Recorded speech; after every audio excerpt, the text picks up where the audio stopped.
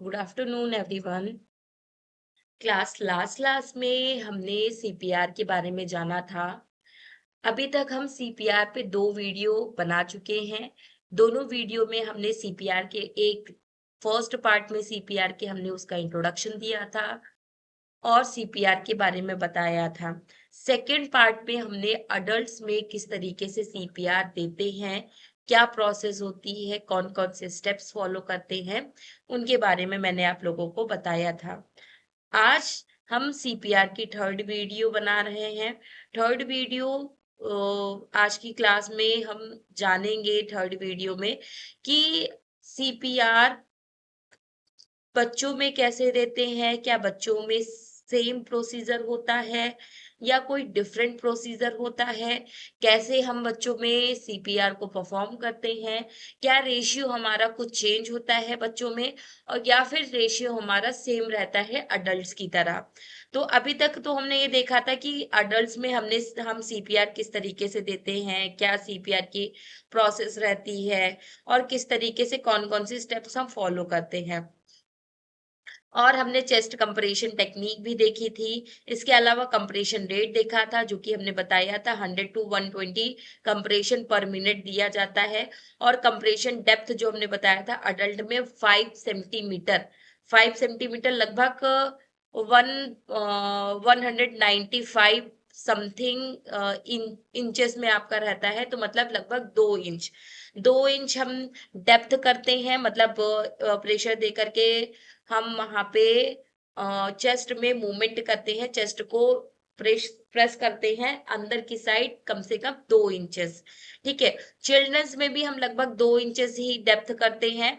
और लेकिन हमारे जो इन्फेंट होते हैं, इन्फेंट में हम जो है लगभग 4 इंचेस प्रेस करते हैं।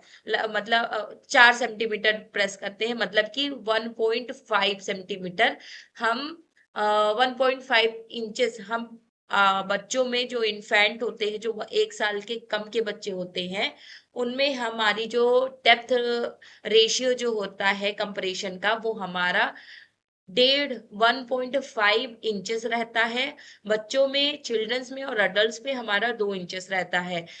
तो या तो आप 2 इंचेस बोल दे या फिर आप 5 सेंटीमीटर बोल दे या 4 सेंटीमीटर बोल दे, बात एक ही है कि आपके चेस्ट कंप्रेशन जो है वो आपको बच्चों में और अडल्ट्स में 2 इंचेस देना है और आपके इन्फेंट में आपके 1.5 इंचेस आपको कंप्रेशन डेप्थ रखना होता है। ठीक है। इसके बाद हम बात करें आपके कंप्रेशन टू ब्रीथ रेशियो की। कंप्रेशन ब्रीथ रेशियो, हमारा ब्रीथ रेशियो कितना होना चाहिए? तो सिंगल रेशियो हमारा जो रहता है वो 30:2 रहता है, जिसमें हम 30 चेस्ट कंप्रेशन देते हैं। देन उसके बाद हम क्या करते हैं, 2 टाइम्स ब्रीदिंग देते हैं और इसी को ही रिपीट करते हैं। और जब हम 2 टाइम इसको रिपीट, टू रेशियो जब हम सेकेंडली अगर हम देखें तो बच्चों में और इन्फेंट में हमारा जो रेशियो होता है उसका हाफ हो जाता है। कहीं कहीं ये हाफ रेशियो बताया जाता है कि 15:2 होता है और कहीं कहीं पे ये रेशियो 30:2 ही बताया जाता है। ठीक है। बस हमारा जो डेप्थ ऑफ कंप्रेशन जो है उसको चेंज कर दिया जाता है। बच्चों में डेप्थ ऑफ कंप्रेशन जो रहता है वो कम रहता है, बट ज्यादातर जो कंसीडर किया जाता है वो 15:2 को ना करके 30:2 को ही किया जाता है। 50:2 वैसे फिलहाल रहता है बच्चों में। हम 50:2 दे सकते हैं according to her condition and his condition. ये पेशेंट की कंडीशन किस तरीके की है उसके बिहाफ पे हम 15:2 को डिसाइड कर सकते हैं, आपके इन्फेंट में और आपके बच्चों में भी। ठीक है। तो ये सारी चीजें आपकी रहती हैं। अब रीअश्योर ब्रीदिंग, ब्रीदिंग को रीअश्योर कैसे करेंगे? तो आफ्टर 30 कंप्रेशन, जब हम 30 कंप्रेशन दे देते हैं तब हम ब्रीदिंग को रीअश्योर करते हैं, जिसमें हम क्या करते हैं, एयरवे को ओपन करते हैं, पिंच द नोज, और नोज को टाइटली पिंच करते हैं, दबा देते हैं। और फिर क्या करते हैं, माउथ को थोड़ा सा ओपन करके उसको माउथ टू माउथ वेंटिलेशन हम देते हैं। गिव 1 ब्रीथ, एक बार ब्रीथ दिया, वॉच चेस्ट राइज कि क्या उसके चेस्ट में कोई मूवमेंट हो रहा है या नहीं दे रहा है हमारे ब्रीदिंग देने की वजह से। ठीक है, फिर हम सेकेंड टाइम फिर से ब्रीदिंग देते हैं और चेस्ट कंप्रेशन, चेस्ट के मूवमेंट्स देखते हैं कि क्या चेस्ट में कुछ मूवमेंट हुए हैं या नहीं हुए हैं। तो इस तरीके से हम 2 टाइम ब्रीदिंग देते हैं। ईच ब्रीथ, हर एक ब्रीथ में हम अप्रोक्सीमेटली लगभग 1 सेकेंड तक हम पेशेंट को ब्रीथ देते हैं। एक सेकेंड से कम नहीं, 1 सेकेंड मिनिमम हम पेशेंट को ब्रीथ देते हैं। अब आगे बढ़ते हैं। If chest does not rise, अगर आपका चेस्ट ब्रीदिंग देने के बाद अगर आपके चेस्ट में मूवमेंट नहीं हो रहे, राइज नहीं हो रहा है, तो रीओपन एयरवे, हमें दोबारा से एयरवे को ओपन करना है। चेक ऑब्स्ट्रक्शन, हमें चेक करना है कि ऐसा तो नहीं एयरवे ब्लॉक हो, कोई ऑब्स्ट्रक्शन कॉज हुआ हो, कोई चीज वहां पे चोकिंग वगैरह कॉज हुई हो, वहां पे चोकिंग हुई हो, वहां पे कोई फूड पार्टिकल्स या फिर कोई हमारा बाहर का पार्टिकल वहां पे फंसा हुआ है, तो हम उस चीज को देखते हैं। देन ट्राई अगेन, फिर से हम दोबारा से उसको दोबारा से ट्राई करते हैं, उसको एक आर्टिफिशियल वेंटिलेशन देते हैं जिससे कि उसकी ब्रीदिंग नॉर्मल हो सके। ठीक है, इसके अलावा हम क्या करते हैं, do not give excess breathing, बहुत ज्यादा हम उसको ब्रीदिंग भी नहीं देते हैं। ठीक है, तो वो सारी चीजें हमें ध्यान में रखनी होती है। अब हम बात करते हैं हैंड्स ओनली सीपीआर। इफ अगर अनेबल टू गिव ब्रीथ, अगर आप ब्रीथ देने में अनेबल है, ठीक है, आप पेशेंट को ब्रीथ देने के लिए कैपेबल नहीं है या आप पेशेंट को ब्रीथ नहीं दे सकते हैं, तो एटलीस्ट आपको क्या करना है, परफॉर्म कंटिन्यूअसली चेस्ट कंप्रेशन, आपको चेस्ट कंप्रेशन परफॉर्म करते रहना है। 100 टू 120 पर मिनट आपको चेस्ट कंप्रेशन देते रहना है। 1 मिनट में 100 से 120 बार चेस्ट कंप्रेशन आपको देना है, जो कि रिकमेंडेड किया गया है आपके आपके अनट्रीटेड रिसिक्योरेंस में आपको रिकमेंड किया जाता है ये 100 टू 120 पर मिनट चेस्ट कंप्रेशन। ठीक है, इन चिल्ड्रंस, अब हम बात करते हैं बच्चों में, चिल्ड्रंस पे हम कैसे सीपीआर देते हैं। तो यूज 1 और 2 हैंड्स, ज्यादातर अगर बच्चे कमजोर हैं तो हम एक ही हाथ का यूज करते हैं फॉर चेस्ट कंप्रेशन को देने के लिए। ऑन बॉडी साइज, और ये डिपेंड करता है कि हम 2 हाथ से चेस्ट कंप्रेशन देंगे या फिर 1 हैंड से चेस्ट कंप्रेशन देंगे, ये डिपेंड करता है बॉडी पे, बेबी की बच्चे की बॉडी साइज पे, कि बच्चे का बॉडी का साइज किस तरीके का है, कितना है, उसके बिहाफ पे हम ये डिसाइड करते हैं कि हमें चेस्ट कंप्रेशन एक हाथ से देना है या फिर दोनों हाथ से देना है। कंप्रेशन डेप्थ इसमें भी आपका 5 सेंटीमीटर रहता है। 5 सेंटीमीटर मतलब 2 इंचेस, लगभग 2 इंचेस आपको डेप्थ मतलब दबाना होता है, प्रेशर देना होता है। और इसका रेशियो, यहाँ पे रेशियो सिंगल अगर आप देखें तो 30:2 रहता है, और अगर आप 2 टाइम्स दे रहे हैं तो आपका 15:2 आपका चेस्ट कंप्रेशन आप फॉलो करोगे, सीपीआर फॉलो करोगे। ठीक है, तो इस तरीके से आप बच्चों में भी आप इस तरीके से चेस्ट कंप्रेशन दे सकते हैं। अब बात करते हैं सीपीआर फॉर इन्फेंट। इन्फेंट में जो हमारे 1 साल से कम के बच्चे होते हैं उनमें हम कैसे सीपीआर देते हैं उनके बारे में बात करते हैं। यूज यहाँ पे हम क्या करते हैं, यूज 2 फिंगर्स, हम 2 फिंगर्स का यूज करते हैं कुछ इस तरीके से जैसे आपको इमेज में दिखाई दे रहा है। हम इस यहाँ पे क्या करते हैं, 2 फिंगर्स का यूज करके हम बेबी को चेस्ट कंप्रेशन देते हैं और पेशेंट को 30 टाइम्स चेस्ट कंप्रेशन देते हैं। और या फिर हम इसको 2 फिंगर से ना दे करके 2 थंब से भी हम दे सकते हैं। दोनों अंगूठों को हम चेस्ट में निपल लाइंस के जस्ट बिलो हम प्लेस करते हैं अपने दोनों अंगूठों को, और अपने दोनों अंगूठों की हेल्प से हम चेस्ट कंप्रेशन पेशेंट को देते हैं। ठीक है, तो इस तरीके से हम बच्चों में भी चेस्ट कंप्रेशन दे सकते हैं, जिसमें कंप्रेशन डेप्थ जो है वो डेप्थ रेशियो जो होगा आपका वो 4 सेंटीमीटर होगा, मतलब कि 1.5 इंचेस होगा। ठीक है, इस तरीके से आप क्या कर सकते हो कि चेस्ट कंप्रेशन पेशेंट को दे सकते हो, बेबी को दे सकते हो। बाकी रेशियो आपका 30:2 रहता है। ठीक है, 30:2 आपका चेस्ट कंप्रेशन रहता है, 230 time chest compression, 2 time breathing. ठीक है, तो ये सारे टेक्निक्स हैं आपके सीपीआर की, कि सीपीआर आप कैसे देते हो और क्यों देते हो, क्या टेक्निक है, किन किन टेक्निक्स को हम फॉलो करते हैं। बेसिकली वो सारी चीजें मैंने आप लोगों को बताई।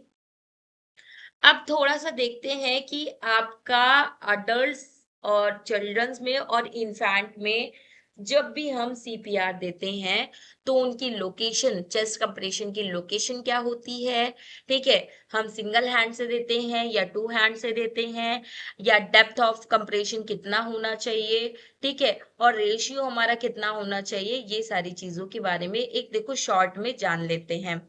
तो सबसे पहले देखो यहाँ पे अडल्ट्स में देखो, अडल्ट्स में जब भी हम सीपीआर देते हैं, तो वहां पे हम दोनों हैंड्स का, अपने दोनों हाथों का यूज करते हैं, दोनों हाथों का यूज करते हैं।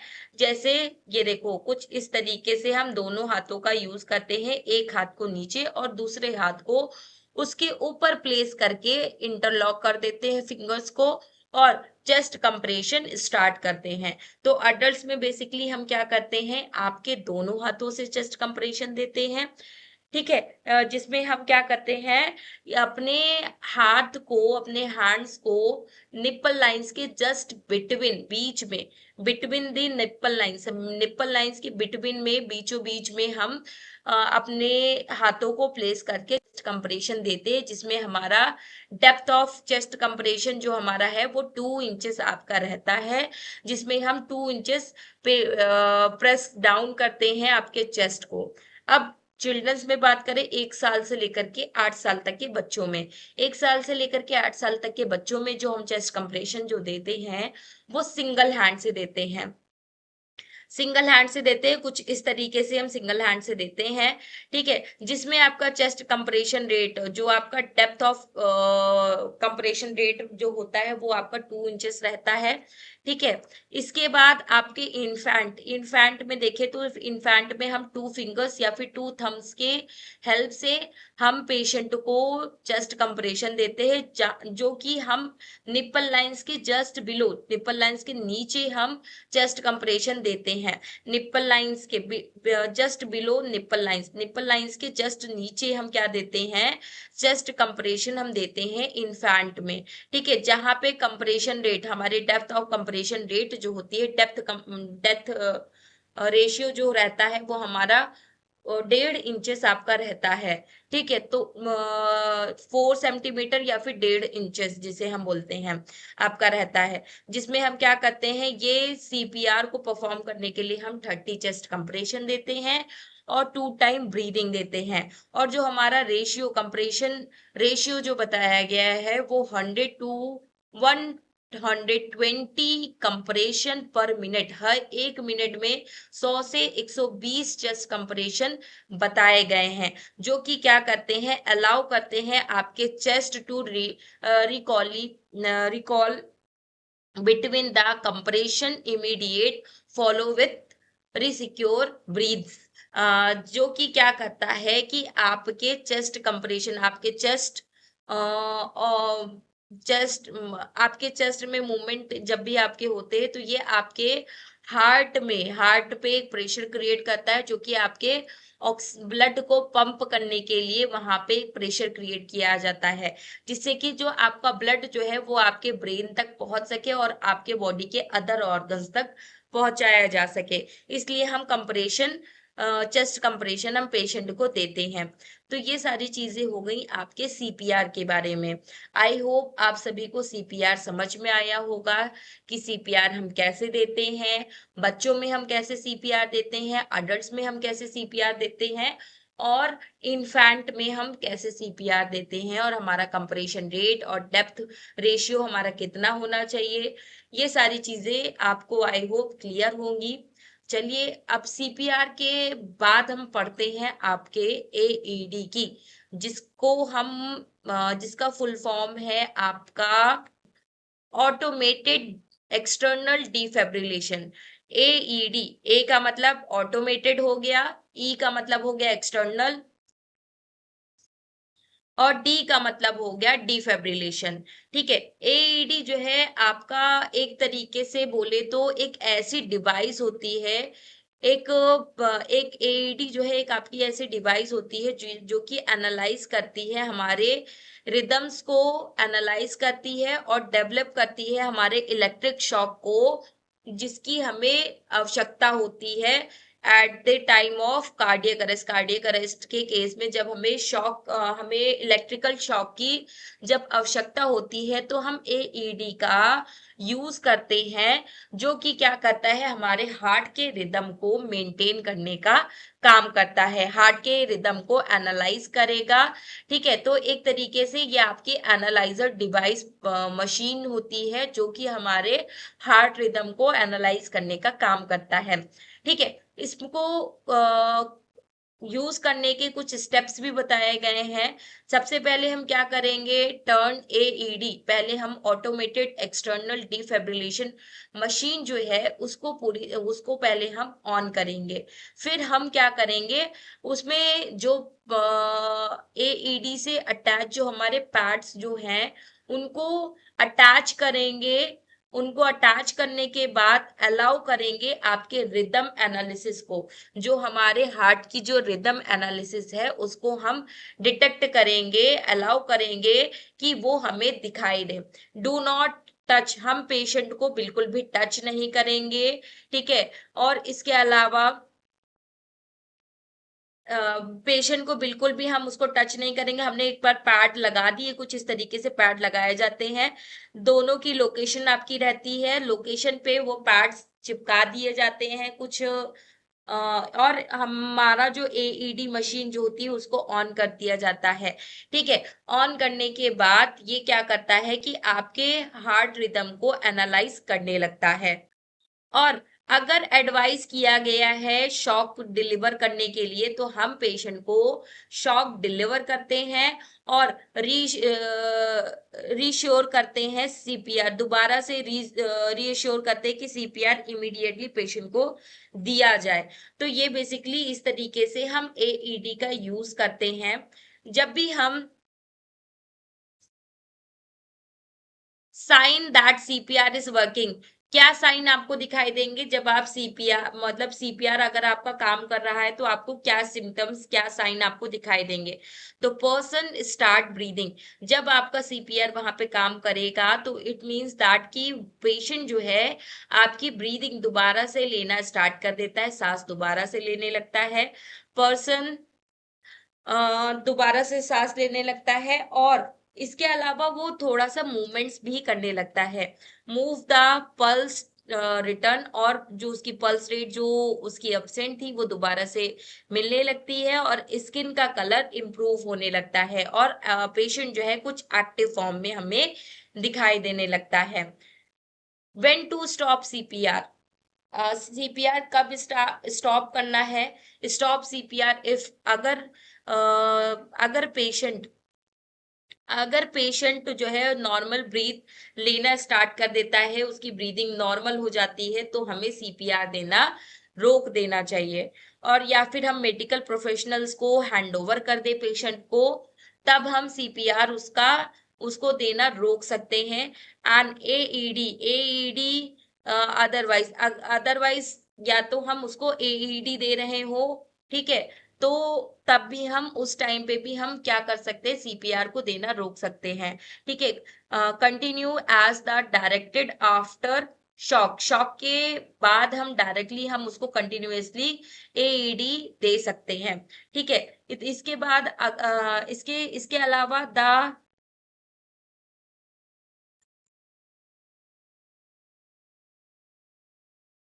स्कैन्स बिकम्स अनसेफ, ये आपके कहीं ना कहीं अनसेफ हो सकते हैं, तो वहां पे हमें तुरंत रोकना होगा सीपीआर। यू आर फिजिकली, अगर आप फिजिकली बहुत ज्यादा थक गए हो, आप वो कंटिन्यू नहीं कर पा रहे हो, तो आपको सीपीआर देना रोक देना है। आप कुछ देर के लिए रेस्ट करिए, देन फिर से आप सीपीआर देना स्टार्ट करिए, या फिर कोई अदर पर्सन आकर के तुरंत सीपीआर दे। ठीक है, जैसे कि आप दे रहे थे, तो आप थक गए, फिर उसके बाद में आपके साथ का जो व्यक्ति था, जैसे ही आपने रोका, वो व्यक्ति दोबारा उसको जो है सीपीआर देने लगे। तो इस तरीके से आप सीपीआर को रोक करके दोबारा से चालू कर सकते हैं।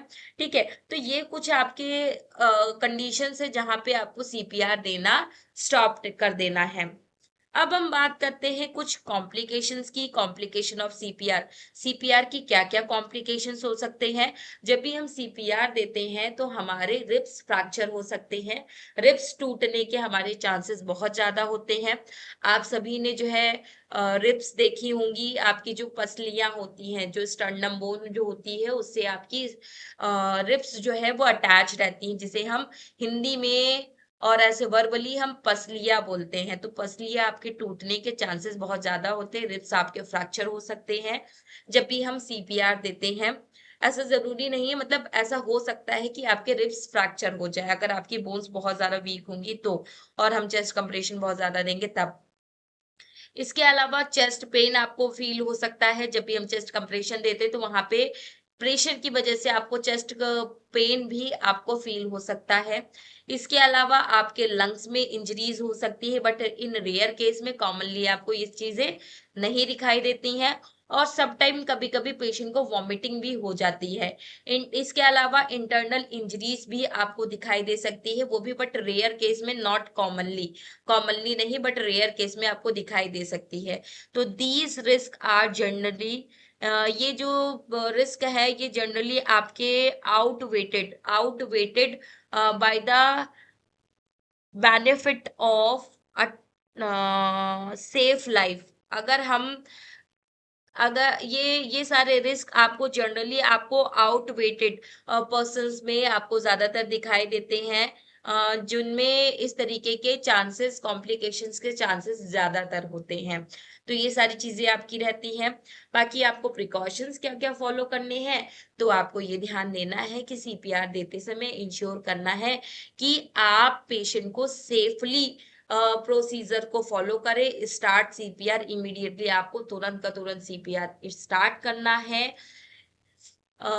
इसके अलावा कंप्रेशन रेट आपको हमेशा ध्यान रखनी है। कंप्रेशन रेट 100 टू 120 पर मिनट होनी चाहिए। अगर इससे कम कंप्रेशन रेट हुआ, इससे कम कंप्रेशन रेट हुआ, तो आपका कहीं ना कहीं आपका जो ब्लड है वो ऑक्सीजन को आपके ब्रेन सेल्स तक पहुंचा नहीं पाएगा, जिसकी वजह से पेशेंट की डेथ होने के चांसेस बढ़ जाते हैं। ठीक है, compression to the correct depth, और आपको जो कंप्रेशन देना है या जो डेप्थ ऑफ कंप्रेशन है उसको सही मात्रा में, सही एक करेक्ट वे में आपको देना है। अलाउ फुल चेस्ट रिकोलाई, आपको पूरे चेस्ट को अलाउ करना है। इसके अलावा मिनिमाइज पेशेंट और मिनिमाइज करना है आपको इंटरप्शंस अवॉइड, और इसके अलावा अवॉइड करना है एक्सेसिव वेंटिलेशन को अवॉइड करना है, यूज करना है आपको एईडी का as soon as it is available. अगर आपके पास अवेलेबल है एईडी, तो आपको जितना जल्दी हो सके एईडी का यूज करना है। तो इस तरीके से आप ये कुछ प्रिकॉशंस फॉलो कर सकते हैं।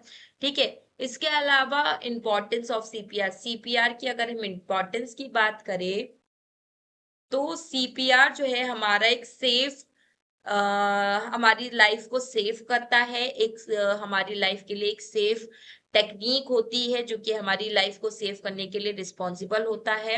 और ये मेंटेन करता है ब्लड सर्कुलेशन को और हमारे ब्रेन को डैमेज होने से बचाता है। इसके अलावा ये हमारे इंक्रीज करता है आफ्टर कार्डियक अरेस्ट हमारी किसी भी सर्वाइव करने के लिए, increase survival after cardiac arrest के बाद भी आपको अलाउ करता है सर्वाइव करने के लिए।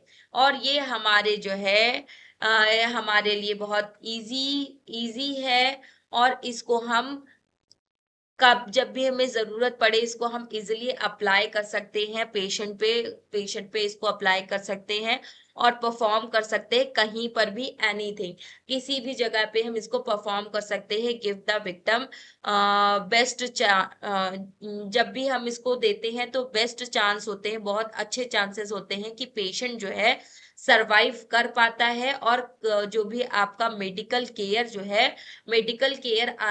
प्रोवाइड करने से पहले हम पेशेंट को सेव कर पाते हैं जब भी हम पेशेंट को सीपीआर देते हैं इस इमरजेंसी कंडीशन के दौरान, जब पेशेंट का ब्रीदिंग और सर्कुलेशन रुक जाता है तब। ठीक है, तो ये सारी चीजें आपकी रहती हैं। अब इन्हीं सारी चीजों को एक बार हम एक फ्लो चार्ट में देख लेते हैं। अ पर्सन कोलैप्स, अगर एक कोई पर्सन है जो बेहोश होकर के गिर गया है,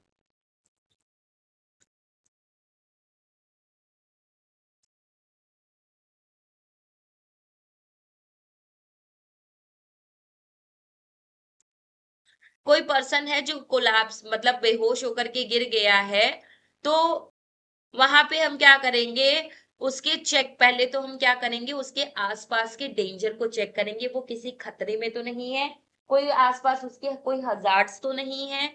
ठीक है, देन हम क्या करेंगे, चेक रिस्पॉन्स, फिर हम उसका रिस्पॉन्स चेक करेंगे कि वो रिस्पॉन्स कर रहा है या नहीं कर रहा है, क्या वो हमें सुन पा रहा है या नहीं सुन पा रहा है। ठीक है, इससे हम क्या करेंगे, रिस्पॉन्स चेक करने के लिए चेक करने से हम क्या चेक मतलब जब भी हम रिस्पांस को चेक करते हैं तो हम ये आइडेंटिफाई करते हैं कि पेशेंट कॉन्शियस है या अनकॉन्शियस है। ठीक है, देन हम क्या करते हैं, शाउट फॉर हेल्प। अगर पेशेंट अनकॉन्शियस है तो हम क्या करेंगे, लोगों को हेल्प करने के लिए बुलाएंगे कि आइए हमारी मदद करिए, यहाँ पे एक इमरजेंसी सिचुएशन कॉज हो गई है, तो आप लोग हमारी मदद करिए, हमारे जो कैजुअलिटी जो इस कंडीशन में उसकी मदद करिए और हमें हॉस्पिटल शिफ्ट कराने में हमें हेल्प करिए। इस तरीके से हम लोगों को बुलाएंगे, कलेक्ट करेंगे, पेशेंट का एयरवे ओपन करेंगे। ठीक है, और उसको उसकी ब्रीदिंग को चेक करेंगे, 10 सेकेंड मिनिमम उसकी ब्रीदिंग चेक करेंगे। नॉट ब्रीदिंग, अगर ब्रीदिंग नहीं मिल रही है, ओनली अगर ब्रीदिंग वगैरह नहीं मिल रही है तो देन हम तुरंत इमीडिएटली इमरजेंसी कॉल करेंगे एम्बुलेंस को और गेट एईडी, और एईडी को मंगाएंगे कि एईडी के साथ एम्बुलेंस को हम आने के लिए बोलेंगे। देन हम वहां पे क्या करेंगे, जब तक आपका एम्बुलेंस आए या मेडिकल हेल्पर्स आए वहां पे, तो उससे पहले हम क्या करेंगे, पेशेंट को सीपीआर देंगे, सीपीआर परफॉर्म करेंगे, जिसमें हम 30 चेस्ट कंप्रेशन देंगे और 2 टाइम पेशेंट को ब्रीथ देंगे। ठीक है, देन हम वहां पे क्या करेंगे, कंटिन्यूअसली हम चेस्ट कंप्रेशन को कंटिन्यू रखेंगे जब तक पेशेंट की रिकवरी ना हो जाए या फिर मेडिकल टीम वहां पे पहुंच ना जाए, या फिर हम पेशेंट को एईडी डायरेक्टली केयर ना दे दे, या फिर पेशेंट जो है दोबारा से सेफ ना हो जाए, तब तक हम चेस्ट कंप्रेशन और ब्रीदिंग पेशेंट को देते रहते हैं। तो यही हमारी ओवरऑल प्रोसेस है हमारी सीपीआर की, जिसके बारे में मैंने आप लोगों को बताया। बाकी सीपीआर हमारा एक कार्डियो पल्मोनरी रिससिटेशन, इसका पूरा फुल फॉर्म होता है। कार्डियो का मतलब होता है आपका हार्ट, पल्मोनरी का मतलब होता है आपका लंग्स, और रिससिटेशन मतलब कि आपके दोबारा से किसी चीज को चलाना। ठीक है, दोबारा से पुनर्जीवन देना किसी चीज को। जब हम हार्ट को और लंग्स को कोई प्रोसीजर प्रोवाइड करके उसको दोबारा से जीवित करने का पुनर्जीवन देते हैं तो उसको हम बोल देते हैं रिससिटेशन। तो सीपीआर का पूरा फुल फॉर्म हो गया कार्डियो पल्मोनरी रिससिटेशन, हार्ट और लंग्स को दोबारा से पुनर्जीवन देना ही हमारा सीपीआर कहलाता है। Perform CPR if a person is unconscious, अगर पेशेंट अनकॉन्शियस है एंड नॉट ब्रीदिंग और ब्रीदिंग नॉर्मली नहीं ले रहा है, उसका सर्कुलेशन भी नहीं मिल रहा है, तो हम सीपीआर परफॉर्म करते हैं, जिसमें हम फॉलो करते हैं फर्स्टली ADRs ABC को। D फॉर डेंजर होता है, R फॉर रिस्पॉन्स होता है, S for shout for help होता है, A फॉर एयरवे होता है, B फॉर ब्रीदिंग होता है, C फॉर सर्कुलेशन होता है। तो इस DRs ABC को हम फॉलो करते हैं बिफोर स्टार्टिंग सीपीआर को स्टार्ट करने से पहले, जिसमें हम चेस्ट कंप्रेशन रेट जो हमारी रहती है वो 100 टू 120 पर मिनट होती है। और जो अडल्ट्स में जो कंप्रेशन ऑफ डेप्थ जो होता है वो 5 to 6 सेंटीमीटर होता है। मतलब कि आपका 2 इंचेस आपका लगभग 2 इंचेस आपको डेप्थ करना होता है, प्रेशर देना होता है, दबाना होता है चेस्ट को। ठीक है। और इसके अलावा जो कंप्रेशन रेट जो बताई गई है ब्रीथ का वो 30:2 बताई गई, 30 चेस्ट कंप्रेशन 2 टाइम ब्रीदिंग। और use AED as soon as possible if available. अगर AED आपके पास अवेलेबल है तो एज सुन एज पॉसिबल, जितना जल्दी हो सके AED का यूज किया जाता है। और सीपीआर को कंटिन्यू रखेंगे जब तक हम पेशेंट को मेडिकल हेल्पर्स के पास हैंड ओवर ना कर दे या फिर हम उसको हॉस्पिटल ना पहुंचा दे, तब तक हम चेस्ट कंप्रेशन हम देते रहेंगे पेशेंट को। तो यही सारी चीजें हैं ओवरऑल हमारे सीपीआर के बारे में, जो कि आज का हमारा टॉपिक था, जिसके बारे में मैंने आप लोगों को बताया कि सीपीआर क्या होता है, इसको हम कैसे परफॉर्म करते हैं, और क्या इसका कंप्रेशन रेट होता है, और इसके डेप्थ ऑफ कंप्रेशन रेट कितना होता है। इन सारी चीजों के बारे में हमने डिस्कस किया। बच्चों में कैसे हम सीपीआर देते हैं, इन्फेंट में हम कैसे सीपीआर देते हैं, और आपके अडल्ट्स में हम कैसे सीपीआर देते हैं, इन सारी चीजों के बारे में भी हमने एक एक करके जाना। तो यही सारी चीजें थी आज के हमारे टॉपिक में। तो आज की क्लास फिलहाल हम यहीं तक रखते हैं। नेक्स्ट क्लास में हम इसको नेक्स्ट टॉपिक के साथ आपके मिलते हैं। तब तक के लिए बाय बाय।